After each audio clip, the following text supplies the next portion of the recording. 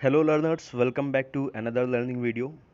इस वीडियो में हम लोग सीखने वाले हैं सेंसेक्स और निफ्टी के बारे में।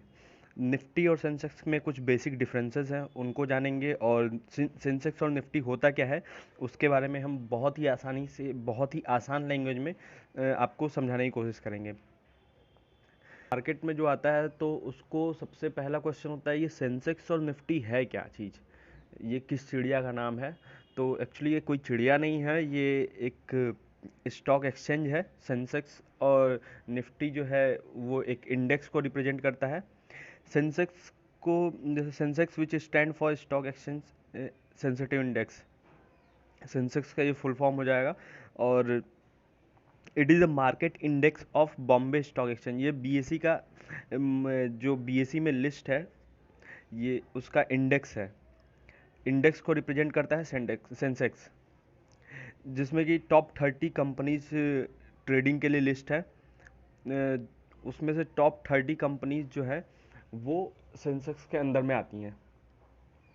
1978 to 1979 is the base year consider for इस कैलकुलेशन।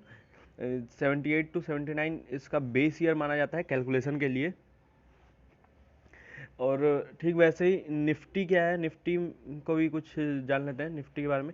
तो Nifty stand for national stock exchange 50 and is the equity benchmark index for of the national stock exchange NSE. Nifty basically क्या है कि NSE में list जो companies हैं उनका एक इंडेक्स है निफ्टी। बीएसई जो बॉम्बे स्टॉक एक्सचेंज है, वहाँ जो कंपनीज लिस्ट है उनके इंडेक्स को सेंसेक्स रिप्रेजेंट करता है। और निफ्टी जो होता है वो नेशनल स्टॉक एक्सचेंज में लिस्ट कंपनी को रिप्रेजेंट के इंडेक्स को रिप्रेजेंट करता है। It was introduced by NSE in 1996 and its other aliases are Nifty 50 and CNX Nifty. जो कि ये 1996 में इसको इंट्रोड्यूस किया गया था, निफ्टी 50 को। One of the most critical point of difference between Sensex and Nifty is the number of stocks each index comprises. जैसे कि निफ्टी 50 जो आपने सुना होगा, तो निफ्टी 50 में 50 कंपनीज जो हैं उनका इंडेक्स को रिप्रेजेंट करता है, और सेंसेक्स जो होता है वो 30 कंपनीज को रिप्रेजेंट करता है।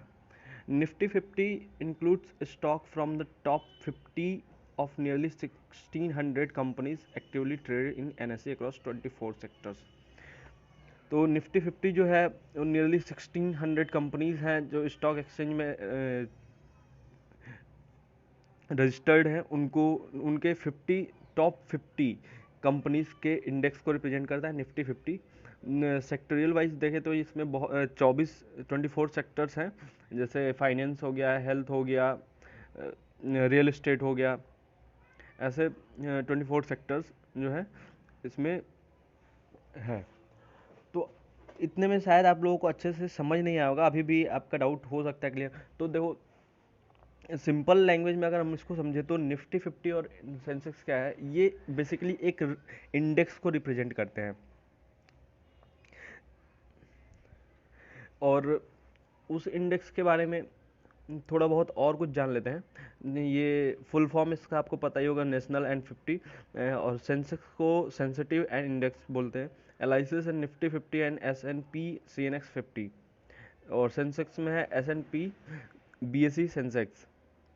ओन कौन करता है इसको? It is both own and manage by index and services और एंड प्रोडक्ट्स लिमिटेड। आईआईएसएल इसको ओन करता है एंड एनएसई सब्सिडरी। सेंसेक्स को भी वैसे it is own by the Bombay stock exchange, ये इसको बीएसई ओन करता है सेंसेक्स को। बेस नंबर क्या है इसके? तो जैसे कि बेस नंबर क्या होगा, बेस नंबर जैसे कि 96 में जब ये निफ्टी इंट्रोड्यूस हुआ था, जैसे आप देख रहे हो 18,000, 17,000, 15,000 आज के डेट में, तो ये इंट्रोड्यूस हुआ था वो 1000 से इंट्रोड्यूस हुआ था, बेस वैल्यू इसका था।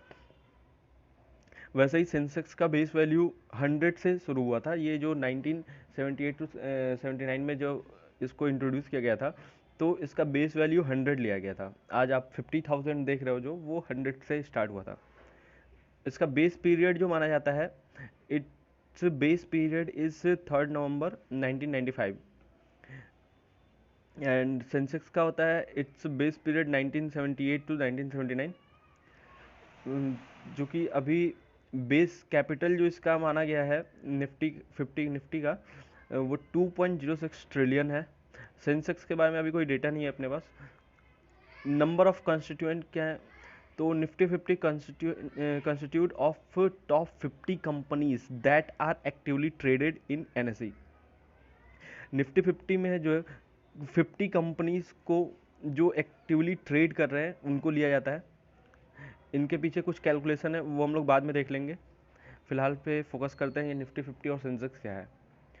Sensex comprises the top 30 companies actively traded in BSE.